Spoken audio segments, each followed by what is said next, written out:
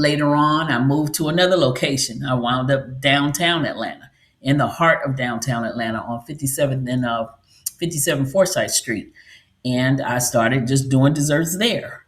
And the dessert said, you're not gonna work me over, so you need to add something. So I added breakfast there, and I started finding out that, hey, okay, the breakfast and the pastries go together. You can do scones, you can do whatever, you can do breakfast sandwiches. It all ties in. So I might have something here, and so Atlanta was the breakfast bakery where it really got started in Atlanta. From a storefront window, there was no kitchen, there was no nothing.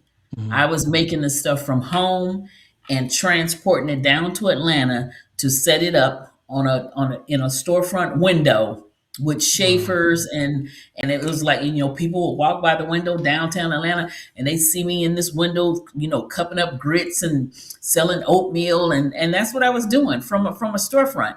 And there was no running water, no nothing. So whatever I would There make was from no running home. water. Wait a minute. You said there was no running water? So when I didn't have any running water there, because Okay. that's all it was. It was like a clothing storefront, Ah, where the got you. Okay. mannequins would, you used to walk and Yeah. see the mannequins on the thing.